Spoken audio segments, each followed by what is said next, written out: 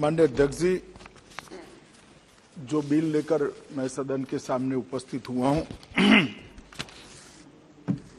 उसमें सदन के पक्ष और प्रतिपक्ष के कुल 21 सांसदों ने अपने अपने विचार रखे हैं। कुछ लोगों ने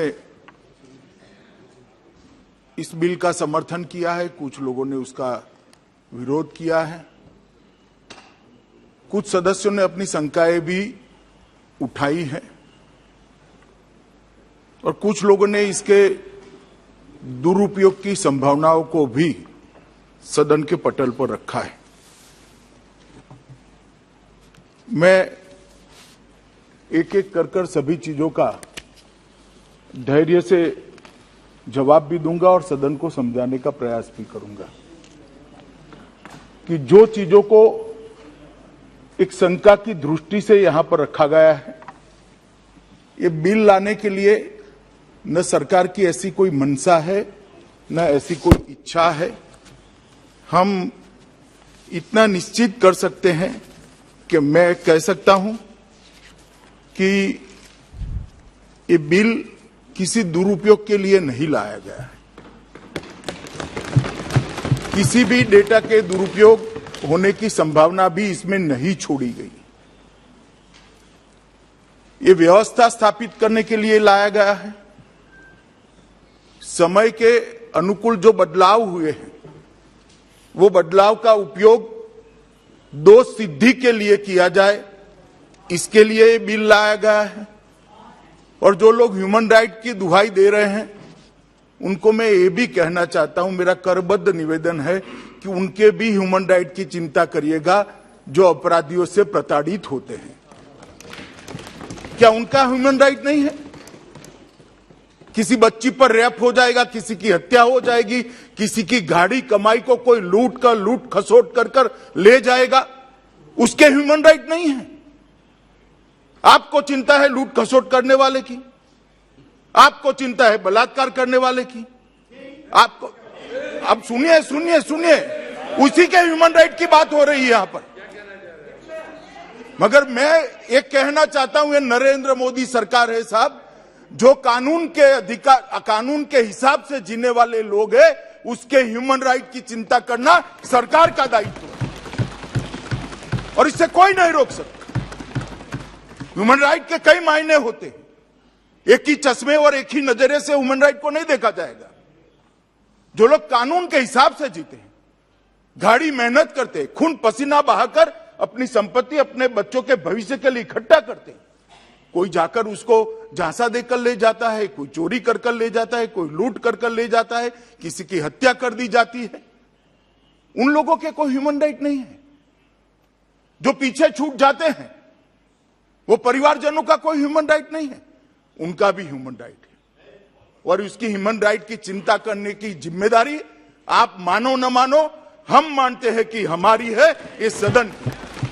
माननीय अध्यक्ष जी, मैंने शुरुआत में एक ब्रॉडर बात सदन के सामने रखी है कि ह्यूमन राइट को एक ही चश्मे से नहीं देखा जा सकता। ह्यूमन राइट को देखने के कई एंगल होते हैं और ह्यूमन राइट प्रोटेक्शन के भी कई एंगल होते हैं।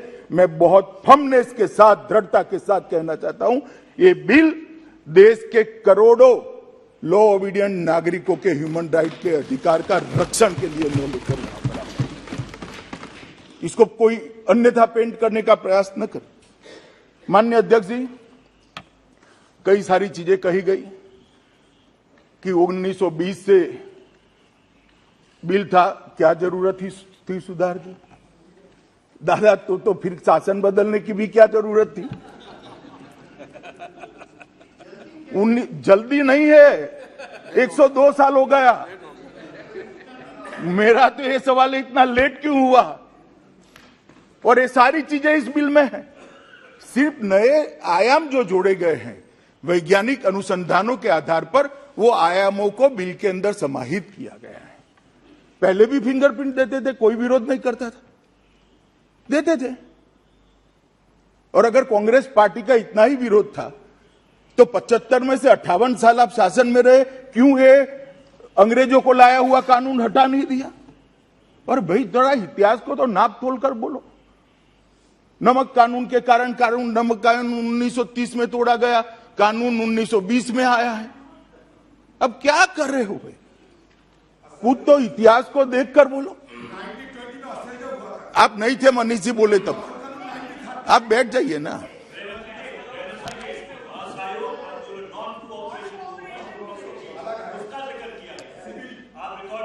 रिकॉर्ड में जरूर चेक करूंगा। माननीय अध्यक्ष जी, ये बिल देश के अंदर दोष सिद्धि के प्रमाण को बढ़ाने के एकमात्र उद्देश्य से लाया गया है। यह बिल देश में दोष सिद्धि के प्रमाण को बढ़ाकर गुनाहों की संख्या को सीमित करने के एकमात्र उद्देश्य से लाया गया है। यह बिल एफआईआर को और आरोपों को दोष सिद्धि के माध्यम से जिन्होंने गुनाह किया है उसको सजा कराकर समाज में एक कठोर संदेश भेजने के लिए लाया गया है। ये बिल के पीछे और कोई उद्देश्य नहीं है। माननीय अध्यक्ष जी, पुलिस राज्य का सबसे दृष्टिगत होने वाला चेहरा है, शासन का सबसे दृष्टिगत होने वाला चेहरा है। पहला फर्स्ट रिस्पॉन्डर पुलिस होती है। पुलिस किसी को पकड़ तो लेती है, मगर अदालत के अंदर उसके दोष को सिद्ध नहीं कर पाती है, तब इतनी पुलिस की कार्यवाही की असर नहीं होती है जितनी होनी चाहिए। इसीलिए 2014 में मोदी जी ने देश भर के पुलिस फोर्स के सामने स्मार्ट पुलिसिंग का एक कंसेप्ट रखा था। एस से मतलब था सख्त परंतु संवेदनशील, एम से मतलब था आधुनिक, मॉडर्न और मोबाइल, ए से मतलब था चौकन्ना और जवाबदेह, आर से मतलब था भरोसेमंद और प्रतिक्रियात्मक, और टी से मतलब था आधुनिक प्रौद्योगिकी से लैस और प्रशिक्षित। ये टी वाला जो हिस्सा है, ये टी वाले हिस्से की प्रतिपूर्ति करने के लिए बिल मैं लेकर आपके सामने माननीय अध्यक्ष जी आया हूं। माननीय अध्यक्ष जी, कहा गया कि इसकी जरूरत क्या है, मैं बताता हूं। 2020 में नेशनल क्राइम रिकॉर्ड ब्यूरो का जो डेटा है, ये डेटा के हिसाब से मर्डर करने वाले केसों में सिर्फ 44% लोगों को हम सजा करा पाते हैं। सिर्फ 44%। 44। बलात्कार के केस में सिर्फ 39%। अटेम्प्ट टू मर्डर सिर्फ 24%। डेकोइटी सिर्फ 29% और रॉबरी में सिर्फ 38%। और इसके सापेक्ष में दुनिया भर के डेटा को अगर स्टडी करते हैं तो England 83.6% average, Canada 68%, south Africa 82%, Australia 2021 का है 97%, यूएसए 93%। ये भी सारे ह्यूमन राइट के चैंपियन देश हैं और ये सब जगह इससे भी कठोर कानून उपलब्ध है। और सुप्रीम कोर्ट के कई सारे जजमेंट्स का आपने जिक्र किया, इसका भी मैं बाद में जवाब देता हूं। सुप्रीम कोर्ट ने भी अपने जजमेंट्स के अंदर एक दूसरा पक्ष भी लिखा है, मगर पूरे जजमेंट को पढ़कर अपने अनुकूल चीजें हैं इसको यहां रख देना, और जो चीज हमारी विचार के अनुकूल नहीं है इसको नहीं रखना। इस प्रकार से अगर हम करें तो मुझे लगता है कि सदन को हम गुमराह करने के अलावे और कुछ नहीं कर पाएंगे।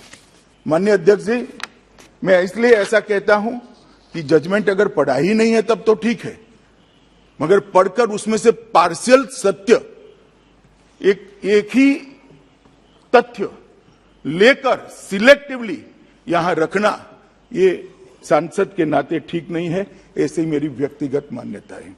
माननीय अध्यक्ष जी, क्राइम भी बदल गए, क्रिमिनल भी बदल गए। क्राइम और क्रिमिनल दोनों आधुनिक तकनीक से लैस होकर क्रिमिनल क्राइम करने लगे, और पुलिस को हम आधुनिक तकनीक से लैस न करें, किसी को हाथ पैर बांधकर स्विमिंग पूल में डाल दो कि भैया गोल्ड मेडल लेकर आओ, गोल्ड मेडल क्या, वो तो बेचारा डूब जाएगा क्योंकि आपने हाथ पैर बांध दिए हैं। इस प्रकार की व्यवस्था देश में अब नहीं चलती। दादा को भले लगता हो जल्दी हो गई है, मुझे लगता है बहुत देर हो गई। माननीय अध्यक्ष जी, समय आ गया है कि इसको हम बदले, और इसके लिए सिर्फ ये बिल नहीं है, ढेर सारे प्रयास भारतीय जनता पार्टी की नरेंद्र मोदी सरकार ने किया। ठीक कहा अधीर रंजन जी ने कि हमारे देश में फॉरेंसिक साइंस का कुशल मानव संसाधन नहीं है, हमारे पास ट्रेन मैन फोर्स नहीं है, परंतु इसको कैसे बढ़ाओगे? किसी ने चिंता किया? हमने चिंता किया। मोदी जी जब मुख्यमंत्री थे गुजरात के, तब विश्व की सबसे पहली गुजरात फॉरेंसिक साइंस यूनिवर्सिटी बनाने का था, और मोदी जी जब प्रधानमंत्री बने तब उन्होंने नेशनल फॉरेंसिक साइंस यूनिवर्सिटी बनाने का काम किया। और फॉरेंसिक साइंस की सभी विधाओं में बच्चे बीएससी करे, एमएससी करे, रिसर्च करे, वहां से प्रोफेसर बाहर आए, इस प्रकार की सारी सुविधाओं से lace in university Modi ji ने अभी बनाई है। माननीय अध्यक्ष जी, सिर्फ एक यूनिवर्सिटी नहीं बनाई, 6 राज्यों में इसकी एफिलेटेड कॉलेज, इसके कैंपस खोले गए। सब जगह फॉरेंसिक साइंस की अलग अलग विधाओं के सेंटर ऑफ एक्सीलेंस खोलने का काम भी किया गया है। और ये सारी यूनिवर्सिटी और कॉलेजों से, यूनिवर्सिटी से संबंध कॉलेजों से जो बच्चे फॉरेंसिक साइंस अलग अलग सब्जेक्ट में पढ़कर आएंगे, तब जाकर हमारी 2 सिद्धि का प्रमाण बढ़ेगा। समस्या जरूर है, मगर समाधान ही नहीं करना। अब तो कोई ये भी कह देगा कि फॉरेंसिक साइंस यूनिवर्सिटी किसी एक धर्म के लोगों को फंसाने के लिए बना दी है। अरे भाई, हर चीज को, ये कानून को भी कहा। मेरे मित्र दयानिधि मारन चले गए, सुनने के लिए नहीं बैठे, माइनॉरिटी को परेशान। ये बिल में माइनॉरिटी शब्द ही नहीं है कि चश्मा लगाकर मेरे बिल को पढ़ा। मैं ढूंढ रहा हूं मेरा चश्मा खराब है या टेक्निक नहीं है मेरे चश्मे, कहीं माइनॉरिटी शब्द नहीं है। कहां से ले आए? माननीय अध्यक्ष जी, ये जो चश्मा है ना, ये कहीं ना कहीं आपने भी कोई सूचना देकर बदलने की व्यवस्था करनी पड़ेगी, अदरवाइज बड़ा प्रॉब्लम होगा। माननीय अध्यक्ष जी, हमने रक्षा शक्ति यूनिवर्सिटी भी बनाई। रक्षा शक्ति यूनिवर्सिटी जो बचपन से, कोई बच्चा इंजीनियर बनना चाहता है, कोई डॉक्टर बनना चाहता है, कुछ बच्चे ऐसे भी होते हैं जो देश की आंतरिक सुरक्षा और बाह्य सुरक्षा के क्षेत्र में काम करना चाहते हैं। तो आंतरिक सुरक्षा और बाह्य सुरक्षा के साथ जुड़ी हुई सारी विधाओं का उनको पढ़ाई लिखाई करने के लिए एक सुविधा हमने करा है, और इसके लिए हमने राष्ट्रीय रक्षा यूनिवर्सिटी भी बनाई है। और माननीय अध्यक्ष जी, ये इसलिए बना है कि 2 सिद्धि के प्रमाण को बढ़ाया जाए। वो इसलिए बनाया है कि पुलिस और हमारी कानूनी एजेंसियां, जो आरोपी है, जो क्रिमिनल है, इससे 2 कदम आगे हो, 2 कदम पीछे न हो। माननीय अध्यक्ष जी, इसको इतनी शंका से देखने का जरूरत नहीं है। हमें नेक्स्ट जनरेशन क्राइम का भी विचार करना पड़ेगा, उसको रोकने का अभी से प्रयास करना पड़ेगा, और ये क्रिमिनल जस्टिस सिस्टम को दूसरे एरा में ले जाने का भी प्रयास करना पड़ेगा। हमने पुरानी तकनीकों से नेक्स्ट जनरेशन क्राइम को हम टैकल नहीं कर सकते। माननीय अध्यक्ष जी, इसको बदलना पड़ेगा। हमने बहुत सारे इनिशिएटिव लिए हैं। मैं इसलिए बताना चाहता हूं कि इसको बिल को आइसोलेशन में मत देखिए। ये बिल इन टोटो सारे इनिशिएटिव में से एक इनिशिएटिव है। इसको एक होलिस्टिक व्यू से देखने की जरूरत है। भारतीय जनता पार्टी की जो सरकार लोगों ने चुनकर भेजी, हमारे प्रधानमंत्री नरेंद्र मोदी जी के नेतृत्व में गृह मंत्रालय में 2020 में मोडस ऑपरेंडी ब्यूरो भी बनाया है, जिसमें मोडस ऑपरेंडी का स्टडी होगा, और इसके आधार पर अलग अलग क्राइम को इसके समन और उसको दंड देने की प्रक्रिया होगी। आईपीसी सीआरपीसी के सुधार के लिए भी एक बहुत बड़ी एक्सरसाइज हमने की है। मैंने सभी सांसदों को पत्र लिखा है, सभी मुख्यमंत्री को पत्र लिखा है, गृह सचिव जी ने सभी न्यायालयों को पत्र लिखा है, सभी राज्यों के गृह सचिवों को पत्र लिखा है, ढेर से सारी लॉ यूनिवर्सिटी को गृह सचिव जी ने पत्र लिखा है, सबके पास से अभिप्राय आ रहे हैं। और मैं आपको बताता हूं, जब सीआरपीसी, आईपीसी और एविडेंस एक्ट में हम सुधार लेकर आएंगे, जरूर उसको स्टैंडिंग कमेटी या तो गृह मंत्रालय की कंसल्टेटिव कमेटी में भेजेंगे, हमें कोई आपत्ति नहीं। मगर वहां पर भी आप फिर मेजोरिटी वाली बात लेकर आए।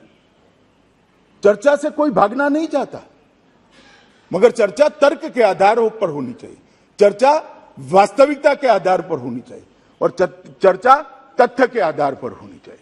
चर्चा वोट बैंक को एड्रेस करने के लिए नहीं होनी चाहिए, समस्या के समाधान के लिए होनी चाहिए, समस्याएं देश में कम हो इसके लिए होनी चाहिए और समस्या के रास्ते ढूंढने के लिए। माननीय अध्यक्ष जी, हम इसके साथ साथ डायरेक्टर ऑफ प्रोसिक्यूशन का भी प्रस्ताव राज्यों को दिया है। हमने ई गवर्नेंस इनिशिएटिव भी ढेर सारे लिए। अब मैं बताना चाहता हूं माननीय अध्यक्ष जी, हम एक CCTNS कर व्यवस्था लेकर आए। क्रिमिनल जस्टिस डिलीवरी सिस्टम के लिए मुख्य IT पिलर है वो, और मुझे कहते हुए आनंद है माननीय अध्यक्ष जी, जनवरी 2022 तक 16,390 100% पुलिस स्टेशन में CCTNS लागू कर दिया गया है और 99% पुलिस स्टेशन में आज FIR का रजिस्ट्रेशन CCTNS के आधार पर होता है। इससे एक डेटा उपलब्ध होता है और वो डेटा के आधार पर पूरे देश के क्राइम का एनालिसिस होता है, क्राइम को रोकने की रणनीति बनती है और उसको एडवाइजरी गृह मंत्रालय के द्वारा राज्यों पर जाती है। अब मैं इसलिए कह रहा हूं, फिर कोई खड़ा हो जाएगा कि राज्यों का ही सब्जेक्ट है, मगर केंद्र मदद तो कर सकता है, नहीं कर सकता है, मदद लेनी चाहिए, नहीं लेनी चाहिए। माननीय अध्यक्ष जी, इसके साथ साथ देश के 751 हमने CCTNS के साथ ई प्रिजन भी एक मॉडल बनाकर राज्यों को भेजा है, ई फॉरेंसिक का भी भेजा है, ई प्रोसिक्यूशन का भेजा है, ई कोर्ट का भी भेजा है और ये सारे इनिशिएटिव के माध्यम से हम क्रिमिनल जस्टिस सिस्टम को ताकत देना चाहते हैं टेक्नोलॉजी की, और इसका हिस्सा एक बिल है, इसको अन्यथा देखने की जरूरत नहीं है। माननीय अध्यक्ष जी, देश में 751 अभियोजन जिलों में ई अभियोजन, ई प्रोसिक्यूशन लागू हो चुका है। ई प्रिजन को 1259 अलग अलग जेलों में लागू कर दिया गया है। ई फॉरेंसिक एप्लीकेशन को 117 फॉरेंसिक यूनिवर्सिटी ने लागू कर दिया है। मैं इसलिए बताता रहा हूं, ये विषयांतर नहीं है कि ये टोटल जो प्रयास है क्रिमिनल जस्टिस सिस्टम को जकड़ने का, दोष सिद्धि के प्रमाण को बढ़ाने का, इसका एक हिस्सा ये बिल है। मैं सदस्यों को ये बात बताने के लिए ये पूरी बात कह रहा हूं। माननीय अध्यक्ष जी, CCTNS के सॉफ्टवेयर में आज 7 करोड़ से अधिक FIR उपलब्ध है। अब ये 7 करोड़ से अधिक FIR जो नेशनल डेटाबेस में उपलब्ध है, इसमें 28 करोड़ पुलिस का रिकॉर्ड उपलब्ध है। और दादा, मैं वो भी बताता हूं, आप अब बीच में बोलकर मेरा लय मत तोड़िए। माननीय अध्यक्ष जी, इस डेटा इसके साथ साथ हमने ये सारे ई प्रयासों को एक दूसरे के साथ जोड़ने के लिए हमने एक system, inter operable criminal justice system ICJS भी लाए हैं और उसके माध्यम से सारे इनिशिएटिव को एक साथ जोड़ दिया जाएगा।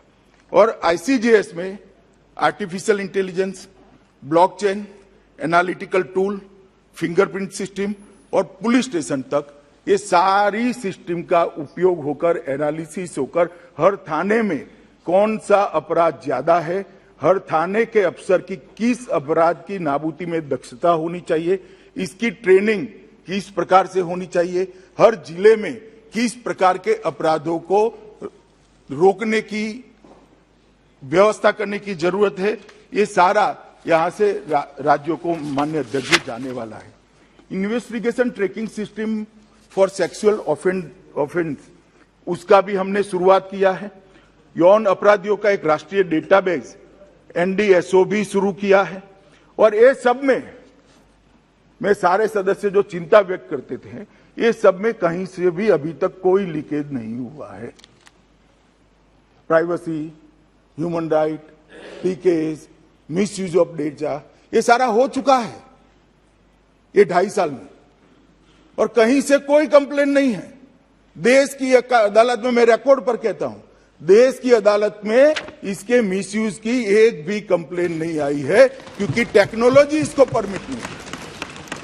टेक्नोलॉजी के माध्यम से ही इसका मिसयूज ना हो, इसकी व्यवस्था करी।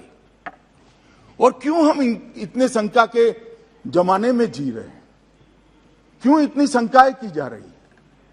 माननीय अध्यक्ष जी, ये जो इनिशिएटिव है नरेंद्र मोदी गवर्नमेंट का, वो इनिशिएटिव क्राइम को कम करने के लिए, देश की आंतरिक सुरक्षा को सुदृढ़ करने के लिए। माननीय अध्यक्ष जी, क्राइम मल्टी एजेंसी सेंटर भी चालू किया गया है और 60,000 लोगों ने क्रीमैक का इस्तेमाल किया है, और उसमें से 24,000 से ज्यादा अलर्ट देश के अलग अलग हिस्सों में गए हैं, और उसमें से कई अपराधी धर लिए गए हैं, पकड़ लिए गए हैं, रेलवे पुलिस द्वारा, एयरपोर्ट द्वारा, अलग अलग जिले की पुलिस के द्वारा। माननीय अध्यक्ष जी, लापता व्यक्ति की खोज के लिए भी हमने सारी FIR का एनालिसिस कर उसका डेटाबेस लॉ एनफोर्समेंट एजेंसियों को साझा करा, और 14,000 तलाशी ली गई और 12,000 लोग प्राप्त कर लिए गए। मैं इसलिए बताता हूं कि डेटाबेस से डरने की जरूरत नहीं है। पूरी दुनिया डेटाबेस का उपयोग कर रही है, हमने भी करना पड़ेगा। कब तक अंग्रेजों के जमाने में हम जिएंगे भाई? आगे बढ़ना पड़ेगा, हमें समय के साथ आगे बढ़ना पड़ेगा। वाहन NOC, उसमें चोरी किए हुए वाहन सारे हमने CCTNS से ले लिए, इसका चेसिस नंबर दिया, इसको उपलब्ध कराया। सेकंड हैंड वाहन खरीदने वालों ने उससे 13,636 लोग बच गए और वाहन जब्ती हो गया जो बेचने गए थे। अगर ये सॉफ्टवेयर न होता है, एनालिसिस न होता, तो कभी न होता। घोषित अपराधी 16,176 अपराधी जो कानून की नजर से भाग रहे थे, उसका डेटाबेस सारी राज्य की एजेंसियों के साथ हमने साझा किया। उड़ीसा वाला अगर गुजरात में छुपा है, गुजरात वाला अगर बंगाल में छुपा है, महाराष्ट्र वाला अगर दिल्ली में छुपा है, इसमें से 16,000 नागरिकों को पकड़ लिया गया है। भागते हुए अपराधी को पकड़ा है। ये जो कह रहे database database database database database हवा खड़ा करे हैं, मैं उनको समझाना चाहता हूं, ये सारा हो चुका है। यही 2.5 साल में हो चुका है और अच्छे से चल रहा है, कहीं से कोई फरियाद नहीं है। अब आपकी सुनकर कोई झूठ मूठ की NGO फरियाद खड़ी कर दे तो भगवान जाने। भारतीय साइबर अपराध समन्वय केंद्र I4C, इसके अंदर राष्ट्रीय साइबर अपराध रिपोर्टिंग पोर्टल NCRP, दादा सारे नाम अब फुल फॉर्म में पढ़ रहा हूं। इसमें 9 लाख से अधिक शिकायतें प्राप्त हुई और उसमें से 18,000 शिकायतें FIR में कन्वर्ट कर दी। संयुक्त साइबर अपराध समन्वय दल JCCT 7 JCCT के गठन किए गए हैं और उसमें केंद्र शासित प्रदेश, संघ प्रदेश भी सम्मिलित हैं। और ये सारों की ट्रेनिंग के लिए राष्ट्रीय साइबर अपराध प्रशिक्षण केंद्र भी खोला गया है, जो सारे के उपयोग के लिए पुलिस एजेंसियों को ट्रेन करता है। इसी प्रकार से सारी सेवाओं को 112 के तहत यहां लाने का भी माननीय अध्यक्ष जी काम किया गया है। ढेर सारे मोदी जी के प्रधानमंत्री बनने के बाद 7 साल में ढेर सारे फॉरेंसिक साइंस के क्षेत्र में इनिशिएटिव लिए। लगभग 62 करोड़ की लागत से पुणे में हमने FSL बनाई, सेंट्रल FSL। 50 करोड़ रुपए की लागत से गुवाहाटी में, 53 करोड़ रुपए की लागत से भोपाल में नई आधुनिक प्रयोगशाला स्थापित की है और कोलकाता में 28 करोड़ की लागत से अब नई सेंटर FSL बन रही है। केंद्रीय फोरेंसिक विज्ञान प्रयोगशाला में चंडीगढ़ में पूरे देश में यौन अपराधियों से जुड़े हुए लोगों का अत्याधुनिक डीएनए डेटा स्टोरेज सेंटर और उसकी प्रयोगशाला भी बनी है। माननीय अध्यक्ष जी, 2016-17 से 21-22 तक फॉरेंसिक्स के साइंस क्षेत्र में हमने ये काम किया है और देश भर की पुलिस व्यवस्थाओं को आधुनिक करने के लिए मैं सिर्फ इनिशिएटिव के लिए बात कर रहा हूं। 2080 करोड़ रुपया नरेंद्र मोदी सरकार ने खर्च किया है। माननीय अध्यक्ष जी, 2080। मैं ये इसलिए बताता हूं कि इसको सांसदों के मन में कोई संशय न रहे। अभी एक बात आई कि इसका उपयोग कैसे होगा, मिसयूज कैसे होगा, ये सबसे साझा कर दिया जाएगा तो निजीता का क्या होगा। आर्टिकल 14, आर्टिकल 19, आर्टिकल 20, इसका मैं बाद में जवाब देता हूं, मगर मैं पहले उपयोग के बारे में एक बताना चाहता हूं। माननीय अध्यक्ष जी, एक national automated fingerprint identification system NAFIS को इंट्रोड्यूस किया गया। मैं एक उदाहरण देता हूं। नेफिस के पास अभी इसको ऑपरेट नहीं किया है, ट्रायल बेस पर चल रहा है उसका सॉफ्टवेयर, परंतु नेफिस के पास लगभग 1 करोड़ से ज्यादा फिंगरप्रिंट्स अभी है। मैं ये बात डिटेल इसलिए बताना चाहता हूं कि यही तकनीक इसके लिए अपनाई जाएगी। नफीस का डेटा एनसीआरबी में स्टोर है, इसमें किसी का एक्सेस नहीं है, कोई लॉ एनफोर्समेंट एजेंसी का भी एक तरफा एक्सेस नहीं होगा जब तक इसकी जरूरत नहीं होगी। इसका उपयोग कैसे होगा? तो फिर नफीस को हम सीसीटीएनएस के माध्यम से हर पुलिस स्टेशन से जोड़ेंगे। पुलिस स्टेशन, कोई भी पुलिस स्टेशन में, मानो कलकत्ते के कोई पुलिस स्टेशन में चोरी हुई, वहां एफएसएल की टीम गई, उसको कुछ, अरे सुनो भाई, इसको कुछ फिंगरप्रिंट्स मिल गए। आज की स्थिति में है कि वो पुलिस स्टेशन को फिंगरप्रिंट के आधार पर पूरे कलकत्ते की आबादी में से चोर को ढूंढना है कि कौन चोरी कर गया। अब ये डेटा ऑपरेट होने के बाद उसको ये फिंगरप्रिंट कंप्यूटर में डालना है। 1 करोड़ लोगों में 1.5 मिनट के अंदर सर्च कर वो व्यक्ति का नाम भेज देगा और फिर चोर को पकड़ने के लिए। माननीय अध्यक्ष जी, इसमें पुलिस स्टेशन को और कोई मालूम नहीं पड़ता। निरंजन जी ने कहा मेरे पर केस हुआ, ये हुआ। मैं स्पष्टता कर दूं, मोदी जी पर जीवन में कोई क्रिमिनल केस नहीं हुआ है। आप गलत बोले हो और गृह की आपको माफी मांगनी चाहिए। कभी भी नहीं हुआ है। नहीं रखनी है, बैठ जाइए आप। माफी मांगने के लिए रखेगा बाद में। ठीक नहीं है, बैठ जाइए। नहीं, अध्यक्ष जी आपको मार्गदर्शन देना है। माननीय प्रधानमंत्री जी के लिए सोच विचार कर बोला करें। लिया मैंने सुना है ना, लिया है।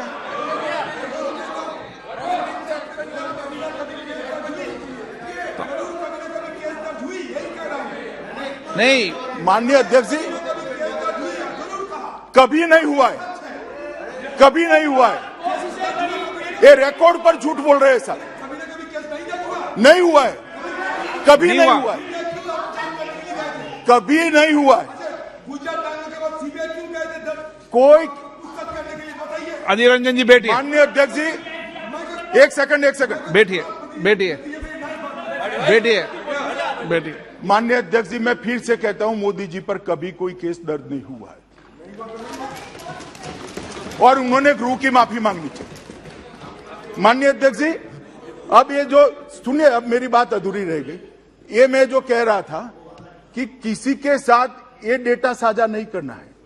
जिसको ये डेटा का उपयोग करना है, मानो कहीं पर भी बलात्कार हो गया और कोई सैंपल, डीएनए सैंपल मिला, तो उसको वो यहां भेज देगा चंडीगढ़ के यौन अपराधियों के सेंटर पर। वो मैच कर भेज देगा कि इसने किया है। उसको सारों का डेटा नहीं देना है माननीय अध्यक्ष जी। और इसके रूल्स भी बनेंगे, उसकी ऑपरेशन की सिस्टम भी बनेगी। इसमें देश से सबसे अच्छे फॉरेंसिक साइंस और इस क्षेत्र के एक्सपर्ट को रखकर हम इसका उपयोग सीमित करने वाले, किया भी है। मगर इस प्रकार से देश की सबसे बड़ी पंचायत में 130 करोड़ लोग देख रहे हो, उस वक्त इतनी शंकाएं उत्पन्न कर किसी कानून के लिए आशंका खड़ा कर देना, माननीय अध्यक्ष जी, मैं इससे सहमत नहीं। आशंका जरूर खड़ी की जाए, आधार के आधार पर हो। इसका कोई आधार हो, कहने लगे यूएपीए यूएपीए। कौन लेकर आया यूएपीए?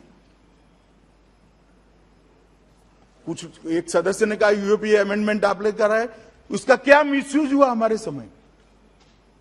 मैं आज भी कहता हूं कि पोटा देश हित का कानून था, एपीसमेंट में इसको रद्द किया गया।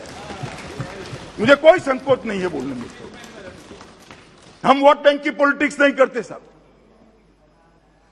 हम राजनीति में देश को सुरक्षित करने के लिए आए, देश को आगे बढ़ाने के लिए आए, देश में दुनिया में सर्वोच्च स्थान पर ले जाने। हमने कभी पॉलिटिक्स नहीं की। कितने भी कठोर कानून, ये यूएपीए में अमेंडमेंट चिदंबरम साहब लेकर आए, हमने सपोर्ट किया था। एनआईए का हमने सपोर्ट किया था। हम भी ऑपोजिशन में बैठते थे, हमने कभी विरोध नहीं किया था।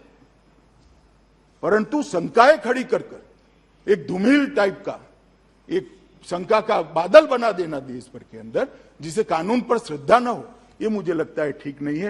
ये मैंने नफीस का उदाहरण इसलिए दिया कि सबको इसके ऑपरेशन के बारे में एक स्पष्टता हो जाए। डेटा एक सबसे प्रोटेक्टेड हार्डवेयर के अंदर रहेगा। जिसको डेटा से एक्सेस चाहिए वो अपने सैंपल भेजेगा, यहां से मैच कर कर उसको परिणाम ही भेजा जाएगा, डेटा नहीं भेजा जाएगा। माननीय अध्यक्ष जी, एक सांसद निशिकांत जी ने ठीक कहा, हम सबके फिंगरप्रिंट है आधार में, हम सबके डॉक्यूमेंट्स है टेलीफोन मोबाइल लेने में, सिम कार्ड लेने में। ये तो कोई क्रिमिनल नहीं है और हम क्रिमिनल का भी नहीं लेंगे। कैसे रोकेंगे क्राइम को? मैं अभी भी कहता हूं ह्यूमन राइट के दो एंगल है। मैं भी जिन पर आरोप लगता है इसके ह्यूमन राइट से इनकार नहीं करता, मगर मैं इससे ज्यादा चिंता करता हूं जो निर्दोष है और क्राइम का विक्टिम है उसके ह्यूमन राइट की भी चिंता है। और इसकी प्रायोरिटी स्वाभाविक है, प्रायोरिटी होनी चाहिए, क्योंकि वो तो कानून का समर्थन कर रहा है। क्यों ना हो उसकी प्रायोरिटी? और क्या जिसको देश की जनता ने मैंडेट दिया है, इस सरकार में इतना विवेक भान नहीं होगा? कल आप भी यहां बैठे थे, आप भी कानून लेकर आते थे, हमने कभी ऐसे भाषण नहीं किए। विरोध करने का भी एक तरीका होता है, विरोध करने के मुद्दे होते हैं, विरोध करने के लॉजिक होते हैं। सिर्फ ऑपोजिशन में बैठे हैं इसलिए विरोध करना मुझे लगता है ये ठीक नहीं है। हंसने से कुछ नहीं होता, दयानिधि दीजिए, सुनना पड़ेगा। हंसने से चीज हल्की नहीं होती है। माननीय अध्यक्ष जी, कई सारे एनालिसिसों में दोष सिद्धि न होने का, सजा न होने के कारण जो निकाले गए हैं, इसमें सबूतों के कमी के आधार पर 7.5 लाख केस हर साल बंद कर दिए जाते हैं। अब ये 7.5 लाख केस में जिसका नुकसान हुआ है, इसका ह्यूमन राइट है या नहीं? अगर ये सारे सबूत उसके लिए उपलब्ध हो जाते हैं तो ये संख्या, मुझे भरोसा है, आधे से कम हो जाएगी। और यही उपलब्धि है इस बीच। किसी ने कहा, कह सकते हो कि ये होने के बाद कोई क्राइम नहीं होगा? किस प्रकार की बात इस सदन में हो रही है? धारा 302 कब से है? तो खून बंद हो गए क्या?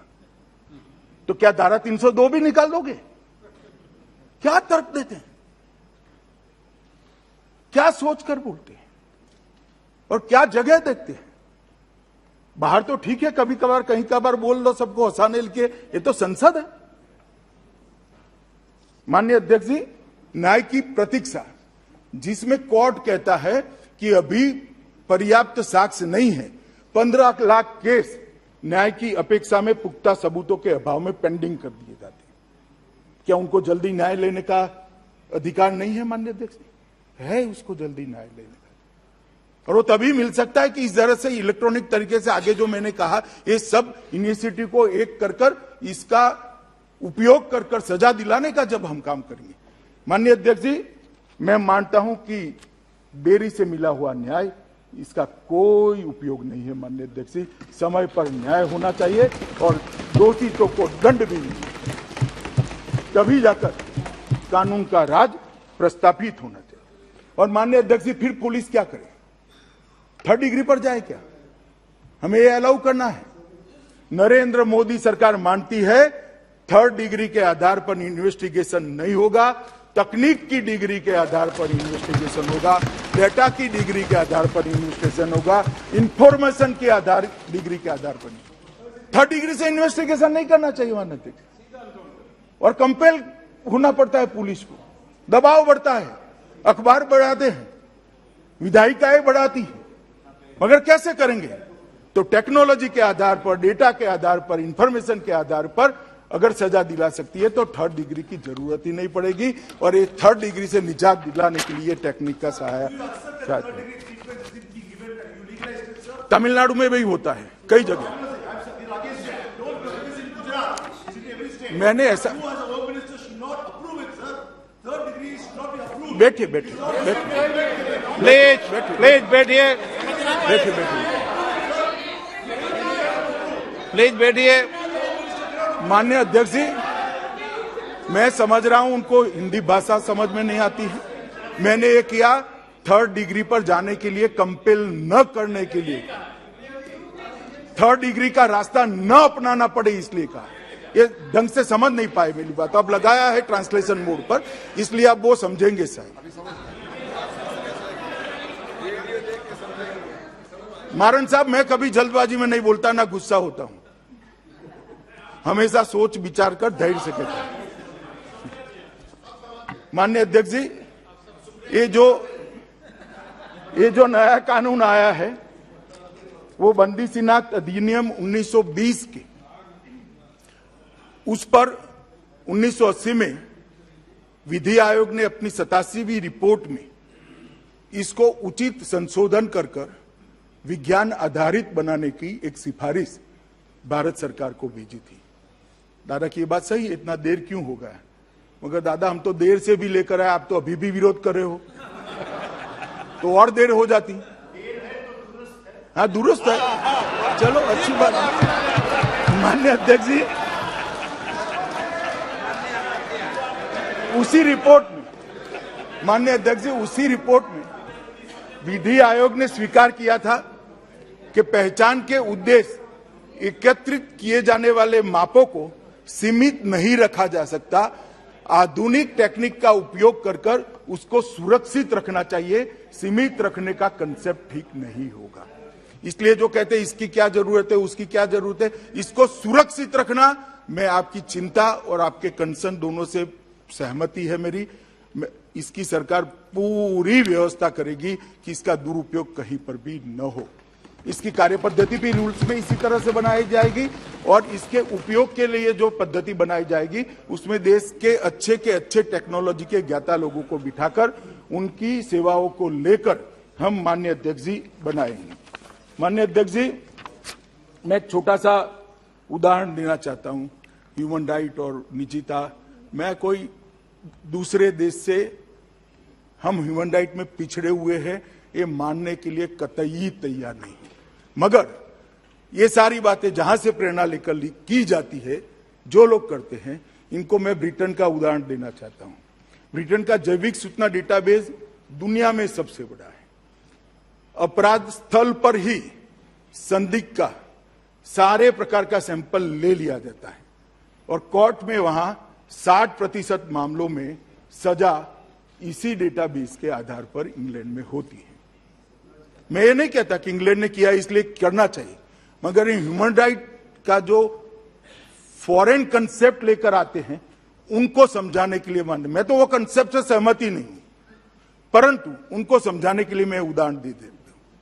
माननीय अध्यक्ष जी, अभी जो अधिनियम है उसमें आधुनिक एवं नवीन तकनीकों से शरीर का माप लेने का प्रावधान नहीं है।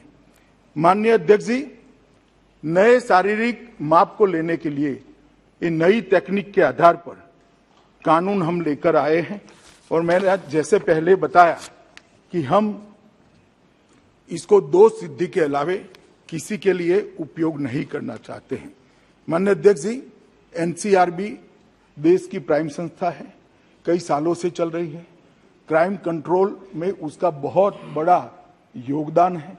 सभी राज्य की पुलिस को वो मदद करती है और वहां आईपीएस अफसर बैठते हैं, वहां कोई पॉलिटिकल व्यक्ति नहीं बैठता है। वैसे तो फिर तो सब डेटा, इनकम टैक्स का डेटा भी किसी अफसर के हाथ में होता है, सब डेटा, आधार का डेटा भी अंततोगता तो किसी अफसर के हाथ में। तो क्या डेटा ही नहीं करना, 18वीं सदी की तरह कागज रखना शुरू करना? कहां ले जाएंगे शंका के वातावरण को? माननीय अध्यक्ष जी, एनसीआरबी पे शंका करना मैं नहीं मानता कि उचित है। माननीय अध्यक्ष जी, और मैं थोड़ा कहना चाहता हूं, महाराष्ट्र, कर्नाटक, पश्चिम बंगाल, तमिलनाडु, मध्य प्रदेश, ये सब सरकारों ने इतना ज्यादा नहीं मगर 1920 के कानून को बदलने का काम दादा करा है, ऑलरेडी कर चुके हैं। आप जरा डाउनलोड कर देख लीजिए, वो कर चुके हैं। और इससे भी आगे सभी सरकारों से हमने चर्चा विचारणा भी करी है और उसके बाद ये बिल लेकर मैं माननीय अध्यक्ष जी यहां उपस्थित हुआ हूं। हमने सबका संपर्क किया था मगर दुर्भाग्य की बात है सिर्फ 10 राज्यों ने अपने अभिप्राय भेजे हैं। अब समय मर्यादा के कारण बिल ही आ गया है, बाकी राज्य उसके बाद देखेंगे। माननीय अध्यक्ष जी, ऐसा नहीं है कि जेल में जो कैदी है इसके सुधार के लिए भी सरकार कुछ नहीं करी। हम एक मॉडल अधिनियम लाने जा रहे हैं जिसका राज्यों का कंसल्टेशन समाप्त होने की कगार पर है। मॉडल जेलों के लिए एक मॉडल अधिनियम लाना चाहते हैं। मॉडल वो राज्यों को करना है मगर एक मॉडल होगा जो यहां से हम राज्यों को भेजेंगे, जिसमें कैदियों के पुनर्वसन के लिए और जेल से मुक्त होकर वो पुनः प्रस्तापित हो, आफ्टर केयर सेवाओं पर इसमें बड़ी पुख्ता योजना है। जेल के अधिकारी के कर्तव्य, शक्तियों और जिम्मेदारियों का और आचरण का नियमन करने के लिए भी इसके अंदर पूरा प्रावधान किया गया है। अधिकतम सुरक्षित जेल, उच्चतम सुरक्षा वाली जेल, खुली जेल, महिलाओं की जेल और ट्रांसजेंडर के अलग खोली, ये सारी व्यवस्था इसके अंदर हम करने जा रहे हैं। महिला बंदियों के लिए अलग जेल, बैरक और बच्चों के साथ महिलाओं के जो महिलाएं हैं इसके लिए भी अलग बैरक बनाने की व्यवस्था हम करने जा रहे हैं।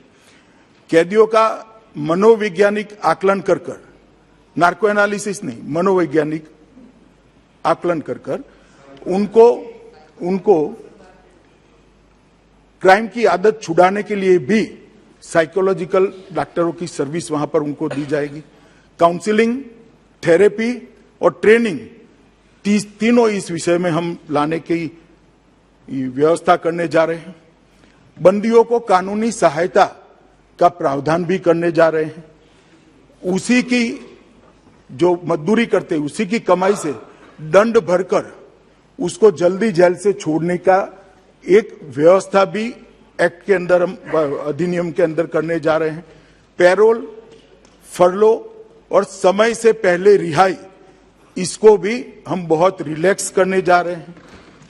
जेल कैदियों को प्रौद्योगिकी का ट्रेनिंग की भी व्यवस्था करने जा रहे हैं और जेल के वीडियो कॉन्फ्रेंस की व्यवस्था को भी और सुदृढ़ हम करने जा रहे हैं। माननीय अध्यक्ष जी, ये मॉडल अधिनियम भी अभी फाइनलाइजेशन पर है, उसके बाद में सारे राज्यों को भेज दिया जाएगा।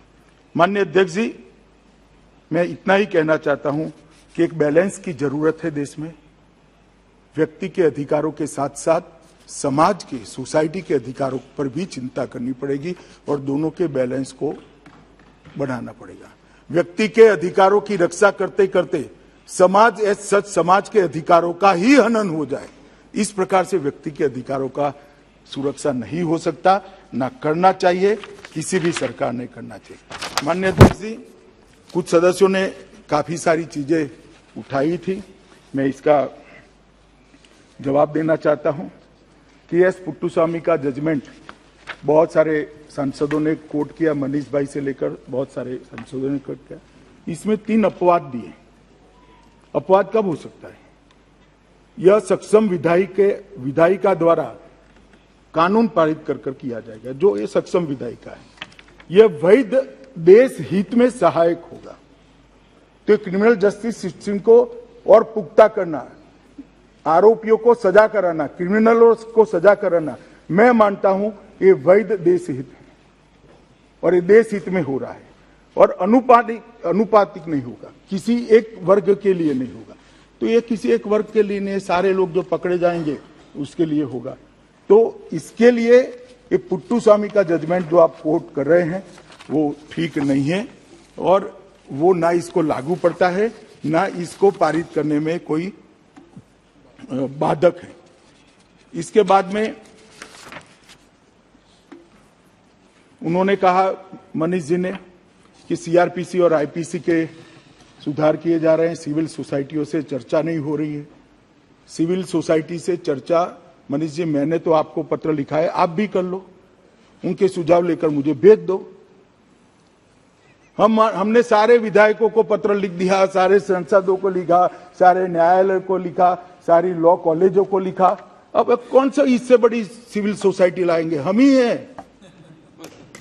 देश की सबसे बड़ी सिविल सोसाइटी ये हमारा संसद है जो 130 करोड़ लोगों को रिप्रेजेंट करती है। आप सब लोग भेजिए अपना सुझाव। मुझे नहीं लगता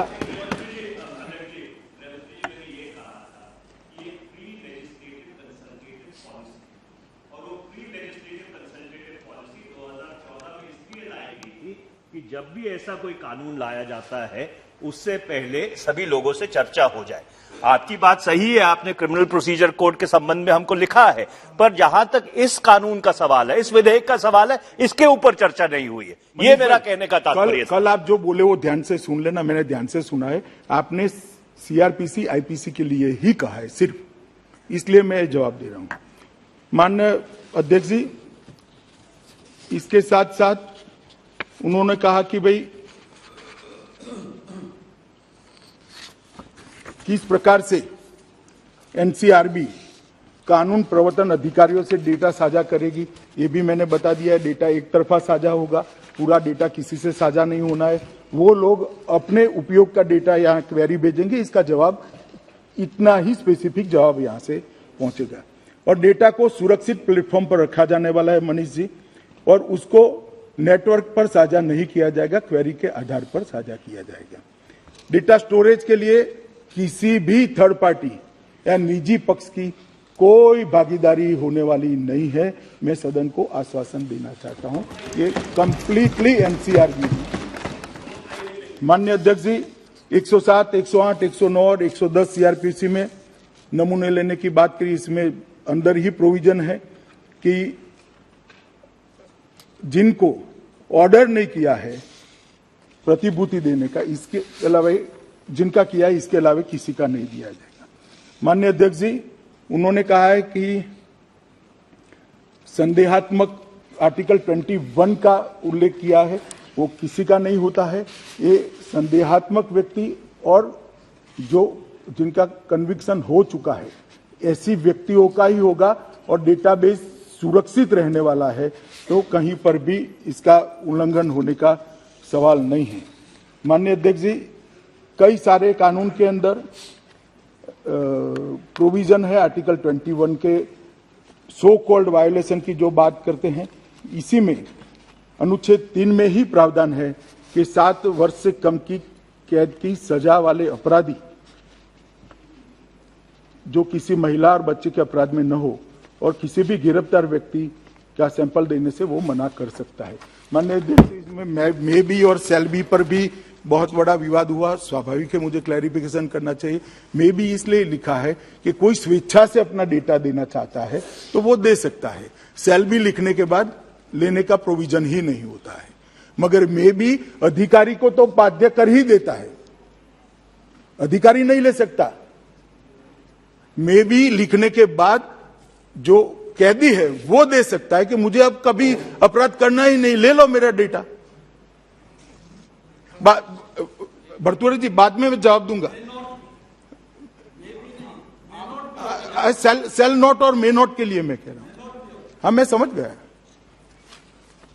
उसके बाद में एक उठाया कि भाई 75 वर्ष तक क्यों रखने हैं।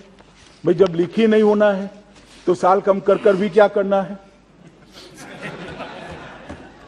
लीक ही नहीं होना है तो साल कम कर क्या करना है? और अगर लीक होना है तो 1 साल भी नहीं रख सकते। भारत के संविधान 20(3) के तहत अब अपराध अपने विरुद्ध गवाह बनने का इसमें कोई बाध्यता नहीं होती। माननीय अध्यक्ष जी, आज भी मैं एक जजमेंट कोट करना चाहता हूं। कालीकाठू ओगढ़ केस 1961 का और रितेश सिन्हा केस 2019 का, उसमें इन्होंने कहा है कि सारे प्रकार के साक्ष्य उन्होंने देने पड़ते हैं जब कोर्ट ऑर्डर करती है। इसमें कोई आपत्ति नहीं है और उसका उपयोग कोर्ट, अगर ये गैर संवैधानिक है तो कोर्ट इसका उपयोग ही नहीं कर पाएगी। कैसे करेगी कोर्ट उपयोग? और मैं मानता हूं कि आर्टिकल 23 हमने जो 6(1) में प्रोविजन किया है इससे प्रोटेक्ट हो जाता है। माननीय अध्यक्ष जी, उन्होंने कहा कि नार्को एनालिसिस और ब्रेन मैपिंग होगा, कहीं पर भी नहीं होगा। मैं सदन के रिकॉर्ड पर कहना चाहता हूं और अगर आप लोगों के मन में आशंका है तो उसमें रूल्स में भी हम स्पेसिफाई करेंगे कि कैदी के सहमति के बगैर कोई भी ये टेस्ट नहीं कर सकता। ना करने की ऐसी मंशा है, ना हमारा इरादा है। माननीय अध्यक्ष जी, इन्होंने 4B के लिए कहा, ये 75 वर्ष वाला ये जो मैं कह चुका हूं। माननीय अध्यक्ष जी, उसके बाद में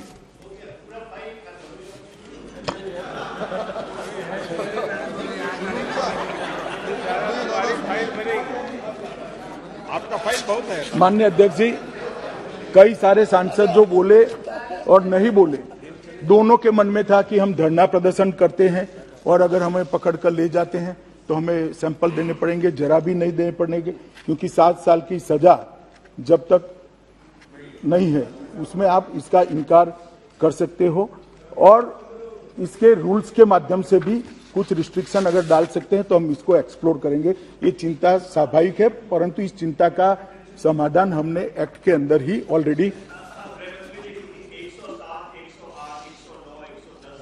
सीआरपीसी का, जिसमें बॉन्ड का प्रावधान है, गिरफ्तारी का नहीं प्रावधान है।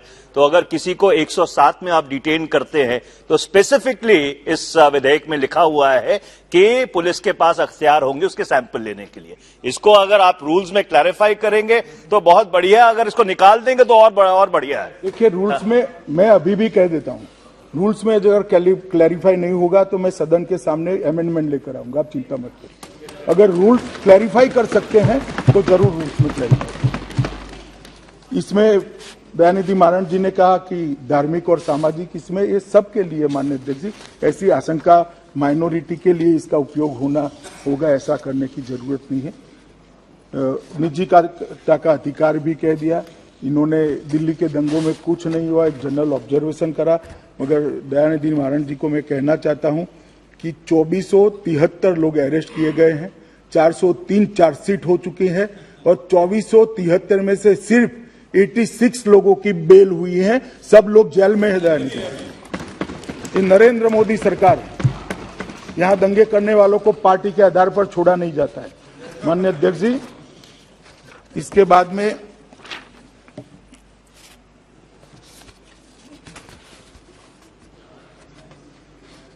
सुप्रिया सुले जी ने भी आर्टिकल 21 का वायोलेशन का मैंने कहा है।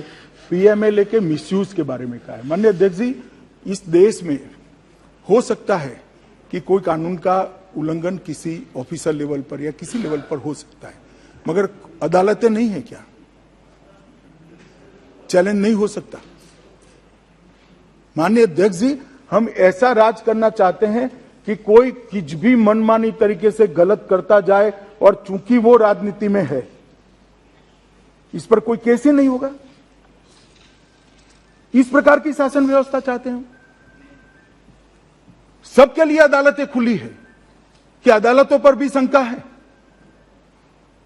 और सब लोग अच्छे से अच्छे लॉयर रख, किस बात का डर है भाई?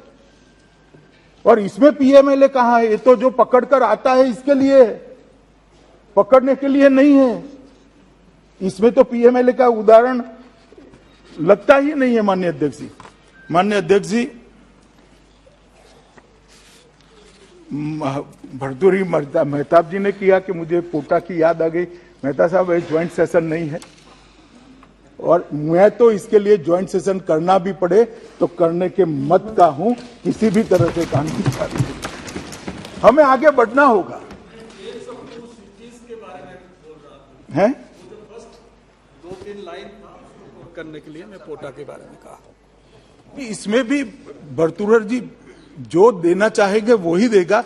बाकी के लोगों के लिए 7 साल तक कोई बाध्यता नहीं है। माननीय अध्यक्ष जी, मैं इतना ही कहना चाहता हूं कि डेटा रिकॉर्ड के बारे में जो बात उठाया है, कोई मिसयूज नहीं होगा। हम इसकी पूरी चिंता करेंगे, आधुनिक से आधुनिक टेक्निक के साथ इसकी स्टोरेज की और इसके उपयोग की व्यवस्था करेंगे। किसको भी इसका मिसयूज हम करने नहीं देंगे। दानिश अली साहब ने फिर से एक बार हमेशा जो बोलते हैं वो ही बोला है, मगर अब है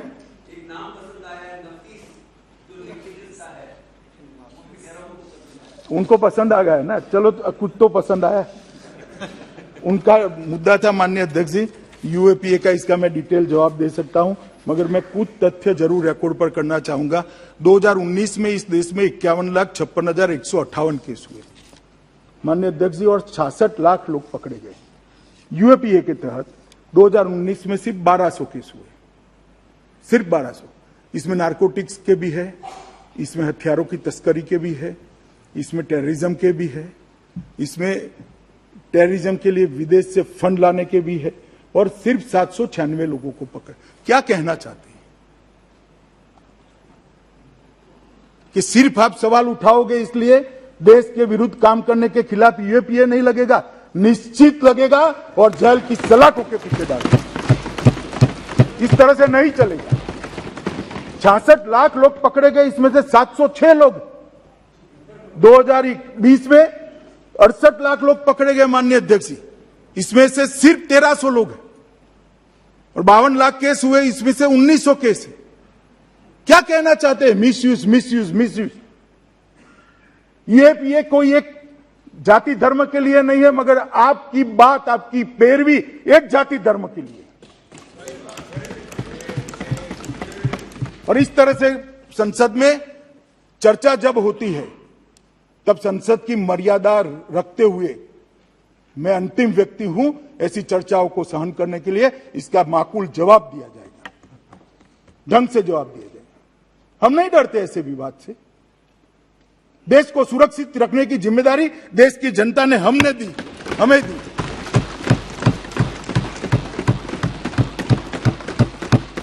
और इस तरह से नहीं डरा सकते आप। माननीय अध्यक्ष जी, अंत में दादा ने कुछ मुद्दे उठाए। उन्होंने कहा कि बिल में लॉ कमीशन का उल्लेख क्यों नहीं किया। दादा, बिल में उल्लेख करने का जरूरत नहीं है। मैंने मेरे भाषण में इसलिए उल्लेख कर दिया कि बहुत सारे आधार है। शायद लॉ कमीशन ये रिपोर्ट न भी देता तो भी बिल लेकर आते। सरकार कोई बाध्य नहीं है कि लॉ कमीशन की रिपोर्ट के आधार पर ही बिल लेकर आए, मगर मैं इसलिए कह रहा हूं कि 1985 में विधि आयोग ने इसकी जरूरत को समझा है, और अब हम लेकर आए तब हमने इसको भी कंसीडर करके इसको किया है।